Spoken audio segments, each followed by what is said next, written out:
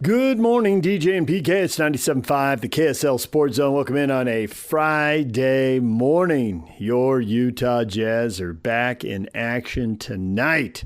Real Salt Lake opens the season tomorrow. Big college basketball games for BYU, Utah, and Utah State tomorrow. So much going on. David Locke's going to join us coming up at 8 o'clock, and we will talk about the Jazz with him. I firmly believe the Jazz could go 3-1 in their next 4 games. And if you're like, that would be a disaster for the Jazz playoff odds, I would say you're correct. That would be a disaster for the Jazz playoff odds. I don't think they'll do it. I just think they're capable of it. They got Memphis tonight, and Memphis is shorthanded. Then they got to go to Houston. That's probably a loss. But then the Jazz return home and play the Pelicans twice, and they could win either or both of those games. So what are the Jazz going to do? Well, they're going to find a way to tank. That's what they're going to do. Keontae George is still out with an ankle injury, so you're not going to see him. And apparently we're not going to be seeing Nurkic either. Now, that Markkanen, we could see Markkanen. Now we're sitting here. It's early. There's lots of time for stuff to change. So, you can just keep typing in Jazz injury report to your computer, every hour on the hour, or you could just listen to the Zone and find out what the heck is going on as we get closer to the game and that injury report gets updated and finalized. Time will tell, I suppose, how this is all going to break down. I think that the real key here for the Jazz is probably not manipulating the playing time quite so dramatically. I think we'll probably see less of that after the fine. I think they're just going to find out a reason to sit a guy down. Jaren Jackson is out. John Morant is out. We know a lot of these things are going on. Nurkic is out. Are you ready for this one? Due to nose injury management. I guess it's sore and he doesn't want to get hit in the nose. And, I just read all these injuries and just think, if it were a playoff game, you'd be playing. But, hey, whatever. All right, so that's why Nurkic is out. Now, this whole talk about tanking, everyone's got an opinion now. And it turns out, so does Suns owner Matt Ishbia. And you can hit us up on Facebook and Twitter and post your opinion on this. Matt Ishbia says tanking is losing behavior done by losers. What would you say to him? I would say nothing because Matt Ishbia isn't worth my time. What do I care? Man, Matt Ishbia, what does he know? What does it matter? Just, Jazz, go out and lose 20 out of the next 26 games. Get your pick. Be good next year. 2 $50 million players. Go chase 50 wins. Let's go. What anybody thinks in pro sports isn't college sports. There aren't committees picking who gets in the postseason and who doesn't, who's ranked and who isn't. None of that matters. In pro sports, you either win or you lose. And there you go. And if you win, you go to the playoffs. If you win enough. So who cares what anybody thinks? Now, I know it's Sports Talk Radio, so we got to have an opinion. All right, how about this? If I'm going to care, I'm probably going to listen to someone who's got a lot of experience and a lot of success. Matt Ishbia came in, thought he knew everything, had a good thing going in Phoenix, screwed it up, made a gazillion changes. I mean, you know what, down the inside of his pants, and just made a complete mess. Had a team that went to the NBA Finals and turned them into a lottery team. Awesome. Good work. Now, this year they bounced back and they seem to be getting some stuff right. So all of a sudden he's going to get up on the soapbox and the losing behavior done by losers. And puff out your chest and feel good about it. Whatever. It's actually behavior done by lots of teams who've won, including the defending champions, Oklahoma City. They tanked. San Antonio tanked. They're up and coming. Other teams have rebuilt through the draft because they tanked. Now, some teams have tried to do it and only gotten it kind of sort of half right. Looking at you, Philadelphia 76ers. Some teams are in the lottery forever and can't ever get it right. Charlotte, Sacramento, Washington. So this one-size-fits-all, it's losing behavior done by losers. It kind of depends, doesn't it? I mean, honestly, if you look at the results, it depends. There's all kinds of results out of it. Matt Ishbia, who cares? Whatever. I mean, you know what? If he entertained his fans, good for him. Owners and players and executives are going behind the door and locking the door and not interacting with the fans. So even interaction that I find ridiculous is better than nothing at all. So at least he got out there and gave his fans something to talk about, even if they, and me too for that matter, even if they disagree with it, which I do, and just completely. But this, it's crazy the way pro sports teams behave, most of them. Not so much the NFL. They make their people go out and interact even in the offseason. They generate tons of free media, and they're the most popular league, and they're making more money than anybody else. The difference is the NBA doesn't have to share the money with as many players. So even though they're making less, everybody's taking home more. So if they don't want to talk, whatever. Okay, fine. But it's hilarious. And it's been going on for a decade or more. So I guess Matt Ishbia went out there. Good for him. But I just don't care. Now, the ESPN is also reporting that the NBA is convening, coming up with multiple anti-tanking proposals. They are ready to change the rules this summer. I don't think it matters. I don't think there's anything you can do. The odds are based on 2-year records. Then teams will tank for 2 years. You can't pick the top pick a year after making the conference finals. Okay, so those teams can't come down, but those aren't usually the teams doing it anyway. I don't think it's going to change that much. You can't get a top 4 pick in consecutive years. Ooh, this has been one of the NBA's favorites. Somehow Houston did it and got Samson Olajuwon, and somehow Orlando did it and got Shaq and Penny Hardaway, and somehow Cleveland and Dallas were rewarded after something terrible happened and somebody left and got somebody. So the back-to-back thing. Okay. But see, all that does is tell now the other teams, hey, maybe we should tank because they're out and if we hop in, there'll only be 4 of us who can pull it off. I just think they're moving the bag back at first base here. You can't get a top 4 pick in consecutive years, and you can't have consecutive bottom 3 finishes. They're going to freeze the lottery odds at the trade deadline. Okay, so teams will be tanking like crazy leading up to the trade deadline because the reward to get a good young player who is inexpensive you can have for 10 or 15 years, who even when he isn't capable of winning at all can hype up the fans, and I give you Donovan Mitchell or Stockton and Malone or whoever else, because the Jazz have never won a title, but there are lots of players who've come through here and excited the fan base, and they've won a lot of games even though they haven't won the last one and been able to pick up the trophy and go have a parade and hang a banner. So the reward is so great for getting a good young player. It's phenomenal. It's so powerful in this sport. I just don't see how they can change it. I fundamentally just don't believe anything's going to work. And I suppose they should keep trying. PK's got this theory. Hey, what does it hurt to try? Okay, try something new, try something different, see if it works. It's not going to. But give it a shot. Why not? And, and the fun thing is to watch the NBA experiment, and maybe they stumble into something I just can't foresee, and it'll be great, and I will just completely turn on a dime in a year or two. And by the way, I will. I've said it before. If you get new information, you get to have a new opinion. If I get some new info, I'll have a new opinion. I've been watching them work on this for 40 years.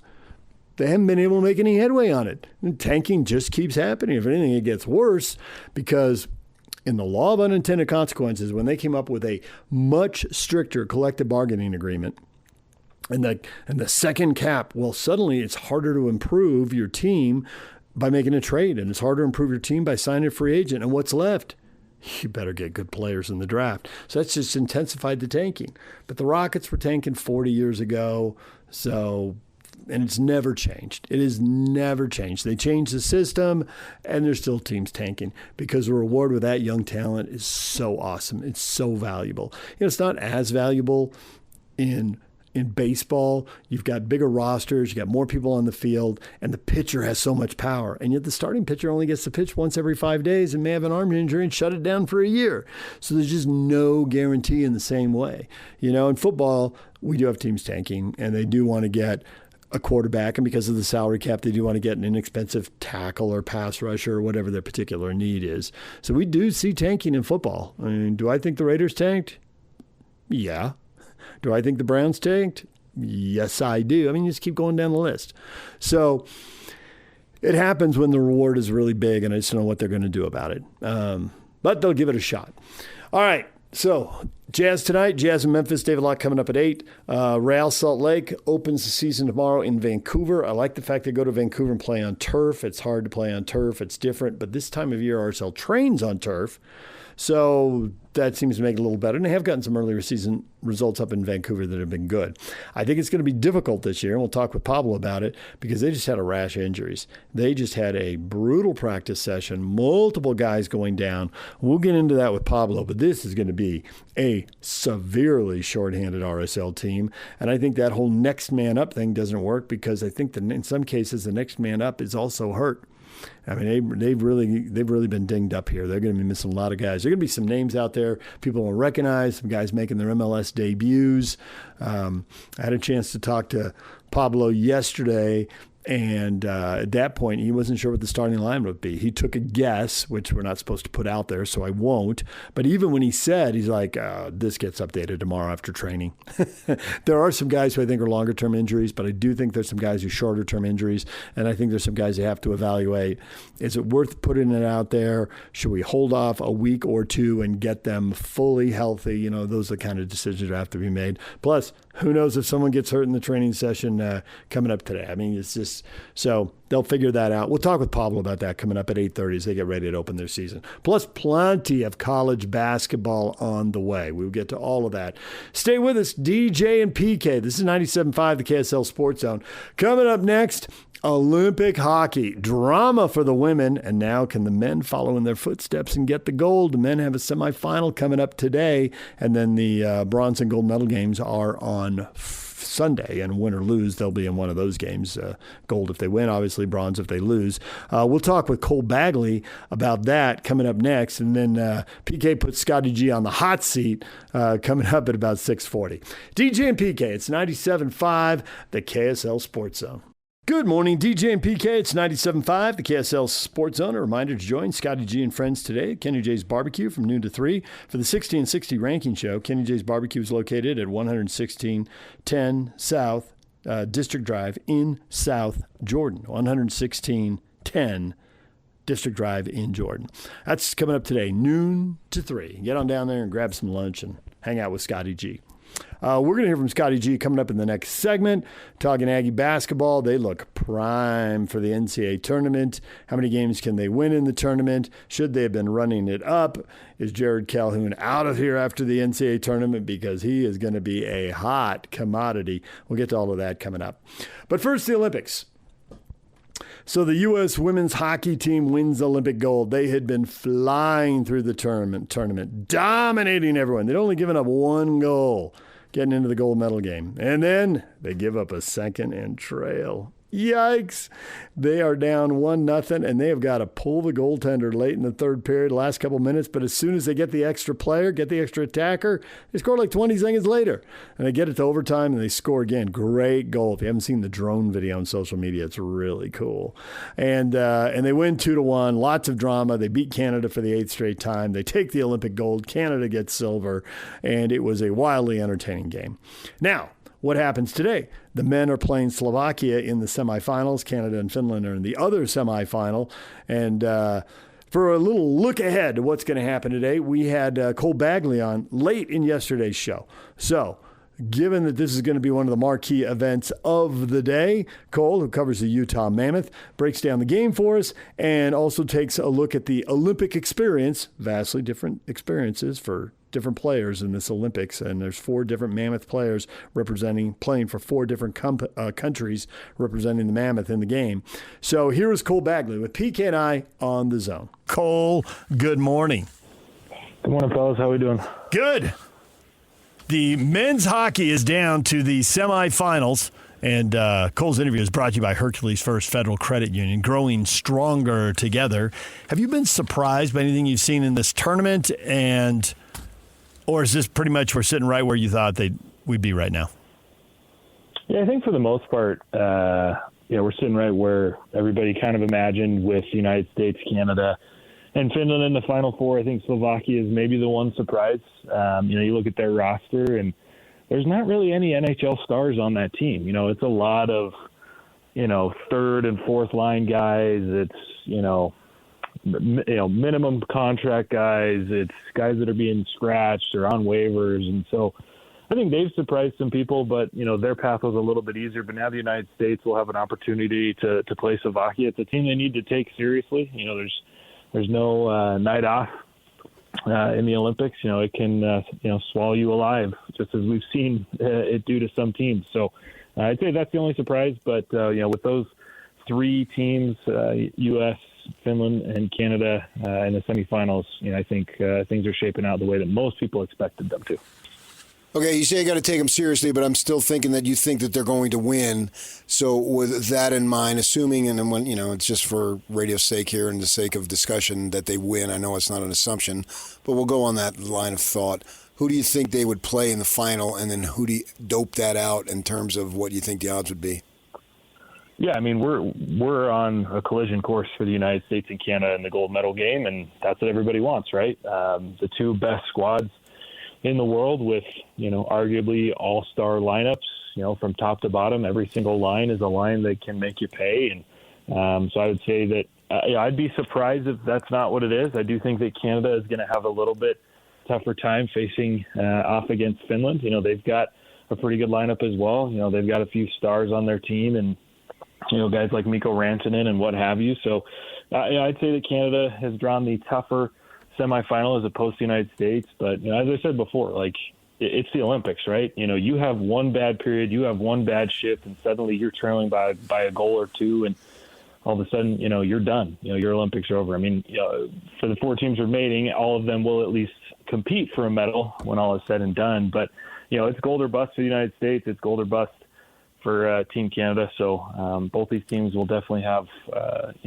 a lot of work to do and a good challenge if they want to meet in the final.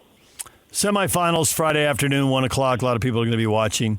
And will they see Keller play? He's played a little bit in 2 games, but not a lot, and he sat completely in the first 2 games. What are your expectations for what kind of ice time he might see here in the last 2 games in the semi, and whether it's the gold or bronze game? Yeah, yesterday was tough for Keller. He had a really good game when he finally entered the lineup against Germany. He played his game, a game that a lot of, Mammoth fans are very familiar with. He's a very good facilitator. He plays with speed. He's confident on the puck. He battles in the dirty areas.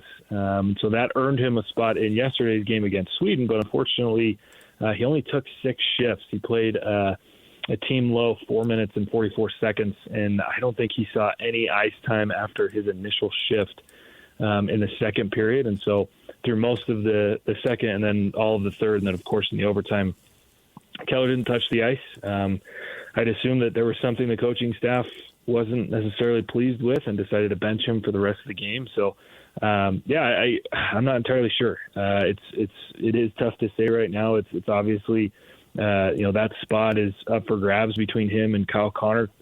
Kyle Connor played the first 2 games for the United States. He did not play well, so they gave Keller a chance. He did play really well against Germany, but then yesterday, must have just done something that the coaches didn't like. So I'd say it's up in the air for right now. But if he does play, I would expect, short minutes, probably, less than 10, at most 12. That just kind of seems to be what they're doing with some of those guys like that. So, yeah, we'll see how things shape out. If they skate tomorrow before the game and we see some lines, and if not, it'll be, game time before we know if he's going in or not. Well, we saw that he used some slights as motivations in the past. Do you think he does it again? Yeah, oh, yeah, for sure. I don't know if you guys saw, Sam Farnsworth interviewed Keller right after the game yesterday and, was asking him questions about Quinn Hughes' overtime winner and, just his reaction and, in his demeanor and the way he kind of carried himself, you could tell that he was disappointed, obviously thrilled with the result, but disappointed in himself. Just his tone and, kind of his body language. Keller's a really competitive guy. He's one of the most competitive athletes I've ever been around. And I'm sure that he's, just eating himself, with the way that he played. So, yeah, I think that if he gets an opportunity to play again, I would expect him to come out with juice, to come out with energy and to, put forth a really good effort. What about the other 3 guys who represent the Mammoth and were representing their different countries? What do you think of the way they've performed? What's their Olympic experience been like? Yeah, for Karel Vejmelka was interesting. He didn't touch Olympic ice. He actually only dressed for one of the games, and he was a backup, and they never called his number. So Vejmelka didn't play in the Olympics, which was pretty surprising, especially the way that the tournament went. For Czechia, obviously they pushed Canada to the brink. Yesterday, forced overtime. Dostal, who was their starting goaltender, played really, really well. But you have to imagine that if they would have given Vejmelka some minutes in the preliminary rounds, they may have had better seeding and not have been forced to go through Canada to try to get on to, further in the tournament. So that one's interesting. I'm not entirely sure why they benched him. He definitely, at a minimum, was the second best goaltender, if not, should have been the number one option based on how he's played over the last 6 to 8 weeks. So that was surprising. In terms of JJ Peterka, I think he had a good tournament. I think he scored a goal, had a couple assists. It was, just a good opportunity. Germany wasn't as deep as some of these other teams, so he was playing in the top six and, playing along a guy like Leon Draisaitl, who's, an MVP candidate every season. Just good experience for him. He played a lot of minutes, averaged, I think, between 24 and 26. So a lot of positives for Peterka. Ole Mata, it's been a good opportunity to play, right? I mean, he's been a healthy scratch for the Mammoth for a few months now. And, so for him to be able to play hockey, to play it at a high level, he hasn't played a ton of minutes either. I think he's averaging about 9, 10, 11. But, his team has an opportunity to play for a medal. They'll face Canada, and I would assume that, we'll see a little bit of Ole Mata. So overall, I think a good tournament for the Mammoth. Good amount of playing time, but obviously it's not a bad thing for Mammoth fans that Vejmelka got to rest. He didn't risk injury. He should be fully ready to go when he comes back. And then for these other guys, a good amount of minutes and an opportunity to play hockey at a really high level while avoiding, to this point, injury. Do you know the Mammoth schedule then going forward?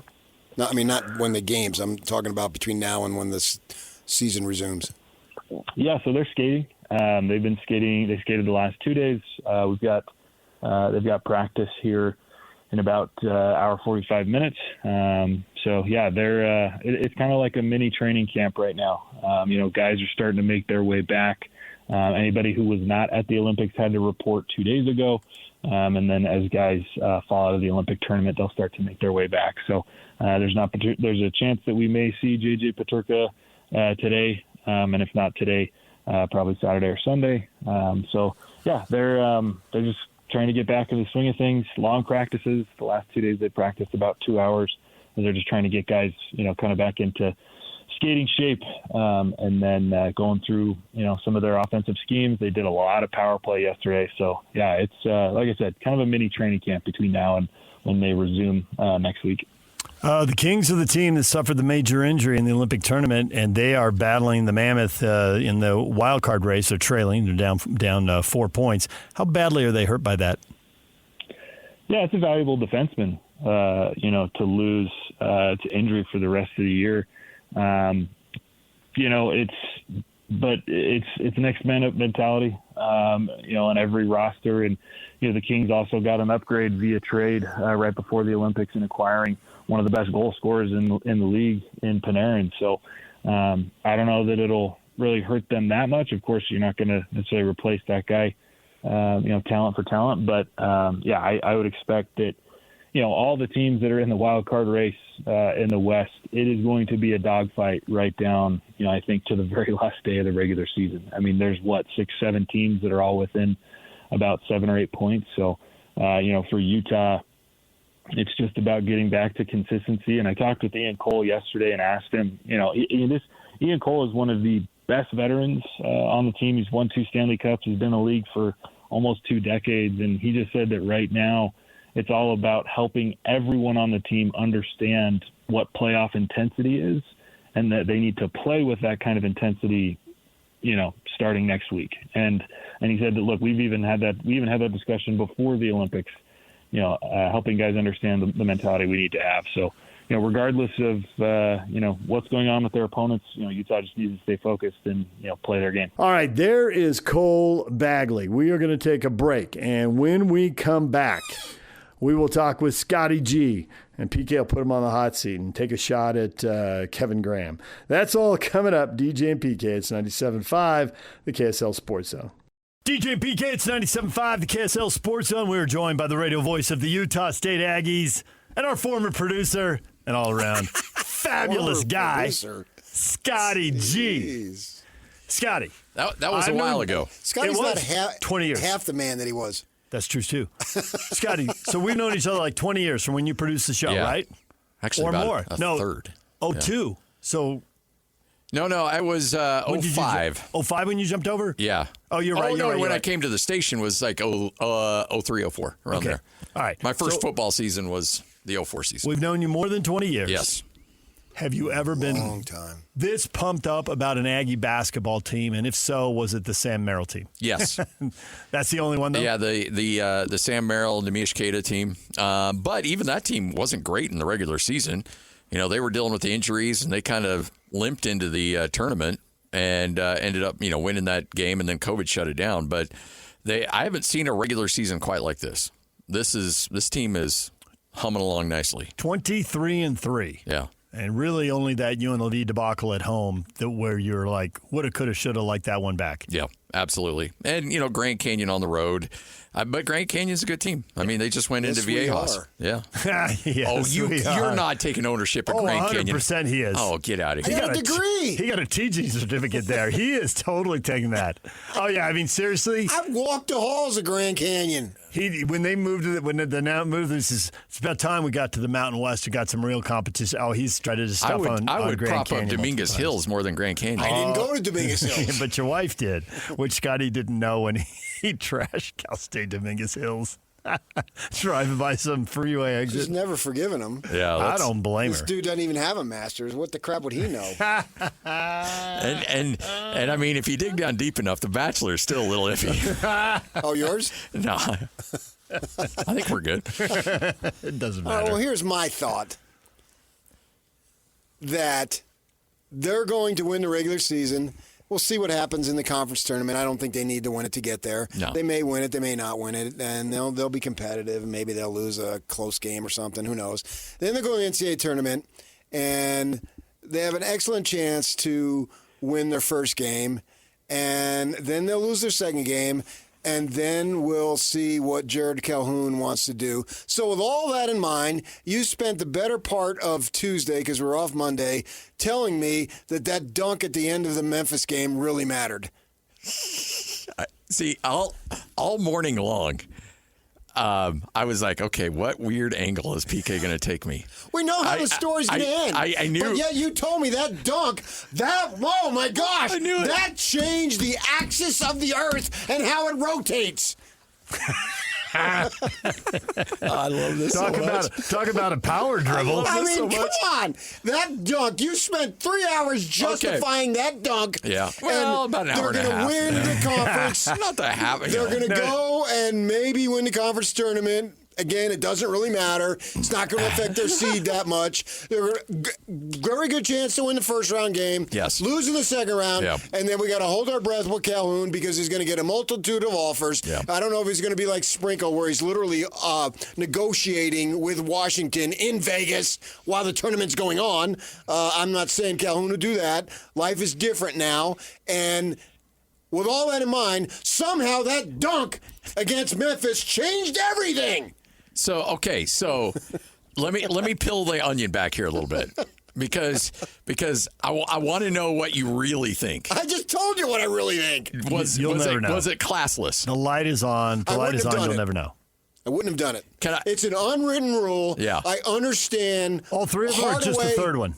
The last one. The last Okay. one. Okay. Literally the last Yeah. one. There were three. If you didn't see it, they're like 3 were and three 45 of them. No, seconds. I'm talking about the last one. Okay, yeah. This Yeah. is Those were literally 10 the seconds. last one. All right.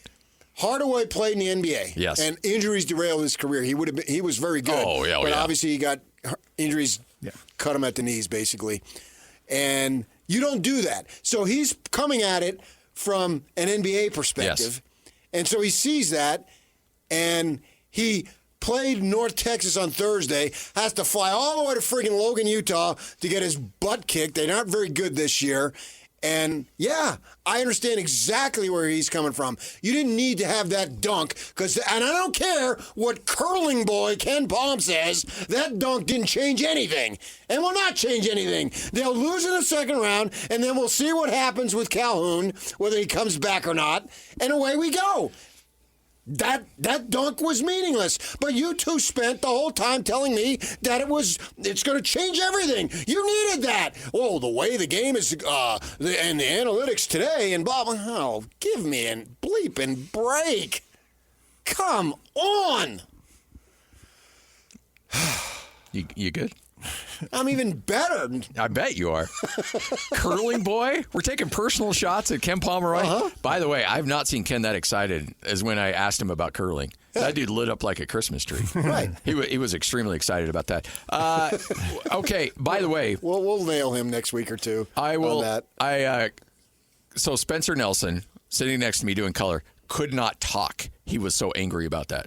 He did not like the third dunk at all. He didn't like the second, and he definitely didn't like the third. Yeah. And because they could have ran out the clock on the second, and then there's the third dunk, and he went quiet. Now, he doesn't talk a lot anyway, but he's like, I can't talk about this. I'm so mad because he's of the Stu Morrill, tree where you don't do that stuff. You don't rub people's noses in it. Or at least lay it in. Here's the thing, Jared Calhoun. That right there, important distinction. Yeah, the windmill. Which asking a kid with all the adrenaline in the arena is going nuts. I get why he threw it down. I get it, but honestly, it would have felt different if he'd laid it in. But I'm looking over at Calhoun, and Calhoun's giving the signal like, let's go. Let's go.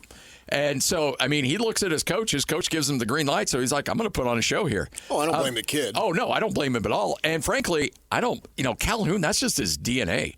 I think that he's using the analytics, but I think deep down the dude is just he wants to cut throats. I have not seen a coach that cold-blooded in a long time. Now, the analytics, I agree. Is 2 points going to matter? Is 4 points going to matter? Not really. Yeah, who cares if somebody won a game by 18 or by 24? Okay, Crow. I don't know. But Tuesday, that's what they told me. No, I know. It mattered. I know what Ken. But come on, you told me. But you and I don't. Curling boy told me it'll make a difference. But you and I don't look at scores and think, oh, they only won by 18, not by 24. They're not really that good. There's a difference between winning by 1 and winning by 10, for sure. Yeah. But once you start winning by 20, you want to win by 9, not by 2. I understand.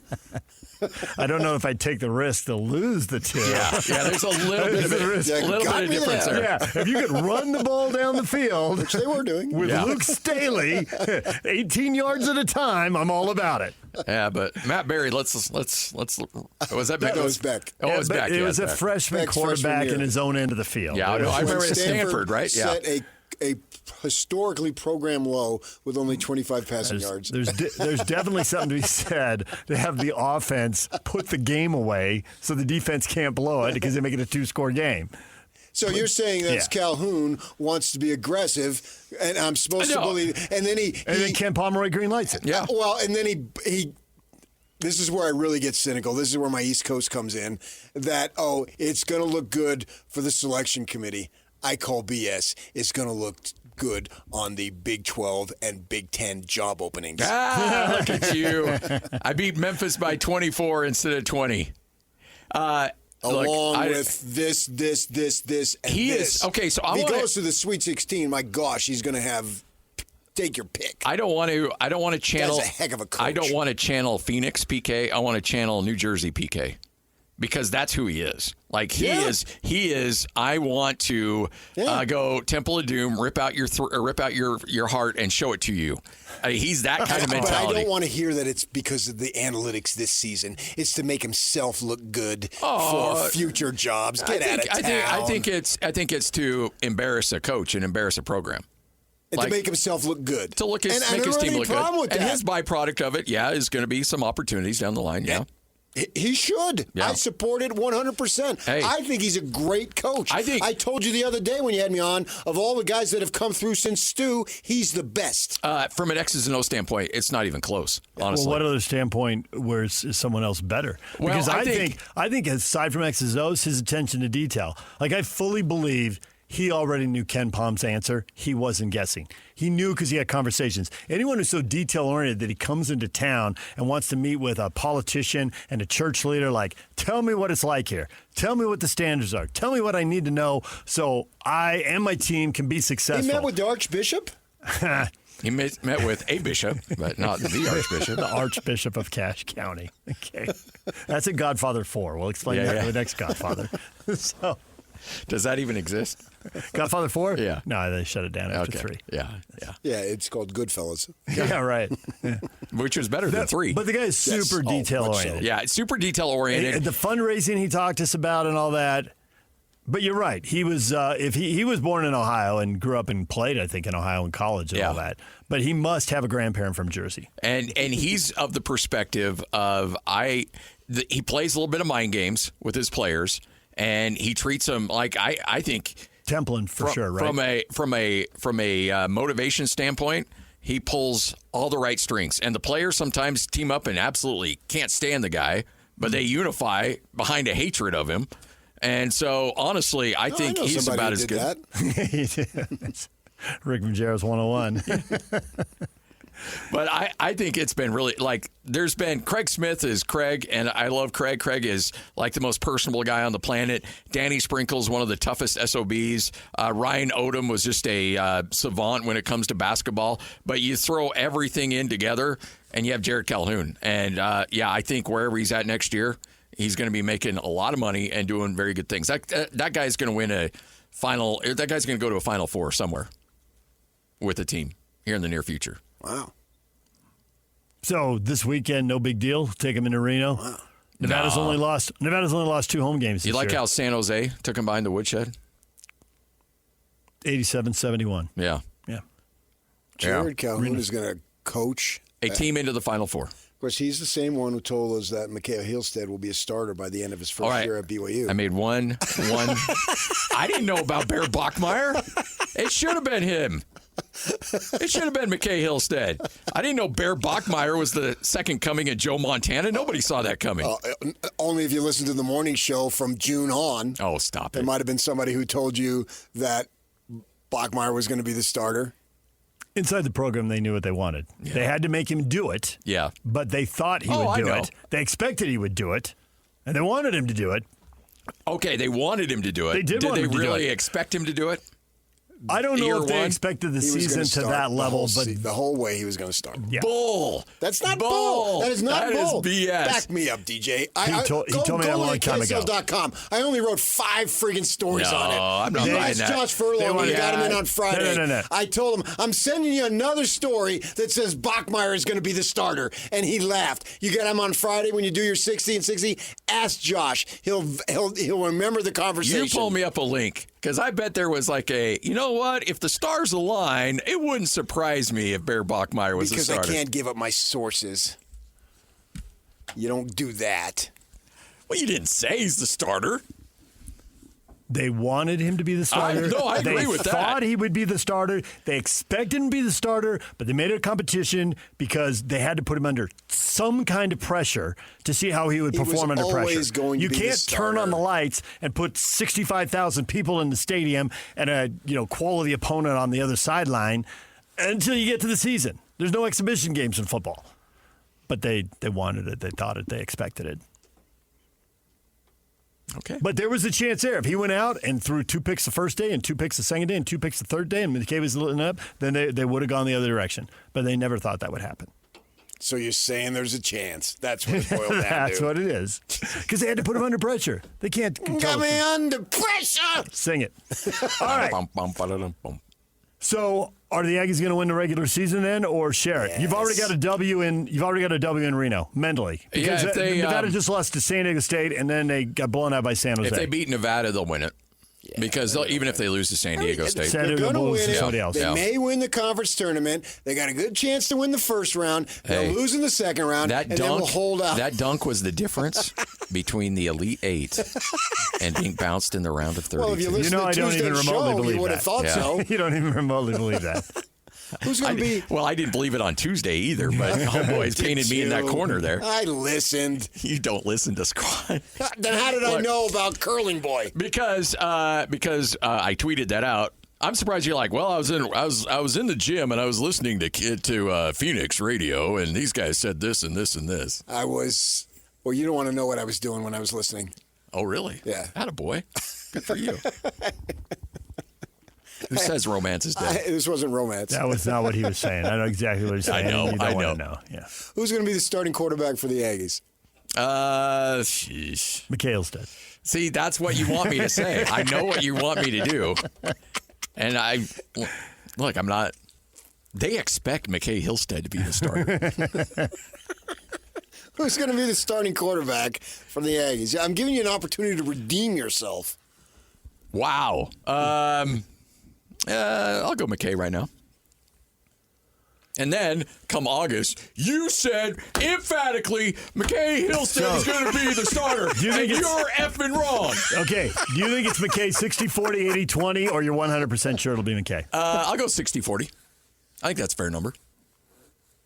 There's a freshman out of Texas they really like, and that I think they assume eventually will be the starter, if not by the end of the year. But week one where starter. Where does McKay sit with all of us completely confused by transfer rules now? And him not playing. Where does McKay sit in eligibility? Geez, your guess is I have no idea. No, he's one. He's Coach need to decide that. He's one lawsuit away from another year. Yeah, he didn't get a lawsuit. He's a redshirt freshman right now. I don't know. Well, he's not a senior. Yeah. So it won't be a one and done like it was with Pig Farmer. Yeah. Barnes. Well, Barnes was there for 2 years. Yeah, but 1 year as the starter, yeah. I meant as a starter. Yeah. And then that's good. I would love, by the way, for that guy to sue and get another year. That season he put on was with one of the worst offensive lines in the history of college football. Is his body healed yet? I don't think so. I don't think he wants to come. The beating that guy took was just unbelievable. I know it was, and that's why Broncos salivated. The guy just kept getting up from the 8 count every freaking game, 5 times a game. Yeah. And he was dynamic. It was good to see him have the success that he had because he's a real tough dude.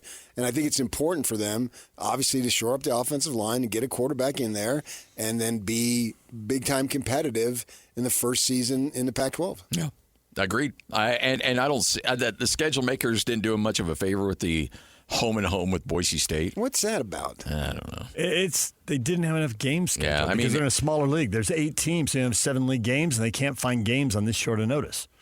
So they're just like, well, we'll play each other. Because everybody else's schedule is everybody waits for UNLV to pretty full. Come on over. Then they got a balanced schedule. Then off you go. But they don't want to? I think they do now. But they didn't a year ago. No, because they were promised a lot of money, and that money's not coming through right now. Oh, for TV? Yeah. Yeah. And, and they were going to give all these buyouts that they were going to take from the teams leaving. Now the Pac-12 teams are suing, saying we're not going to give you that money, and now that money's all tied up, and UNLV's like, hey, where's our cash? So, yeah. Well, it makes sense that they should go. And you never want to keep money away from somebody in Vegas that you owe them, or you might lose a kneecap. Exactly. And he's speaking from experience. Yeah. I've been in Vegas with him for a week at a time. Scotty won kneecap Garrard. Yeah. I mean, his transition. Saul from the Tropicana doesn't mess around. His transition from the Vegas to Utah, it was seamless. Oh, I was looking at Jake Hatch because Jake was talking about being at the Orleans with his daughter and the cheerleading thing. I'm like, is Seamless still there? All right, Scotty, on that note, we'll let you go. Get mentally prepared for that show at noon today. Hey, you know who's coming on today? Who's our co-host today? Who's your curling fan today? Well, I would love to have him break down curling. The one, the only, Kevin Graham. KG for 3 hours today. Nice. Yeah. So well, you never know with him. He may have a different offer by the get to hour 3. And he's listening right now, too. An hour and a half into the show, he's like, I'm out. Hey, Boston called. Or Pittsburgh. Or Columbus. What market has Or Dallas. Or San Francisco. Hey, how am I doing? Hey, can we be nice to the guy? I need to get 3 hours of New York. Yeah, New York. He worked in New York. Yeah. Phoenix. I left out Phoenix. You're right. San Francisco. 2. Sing it. Yeah.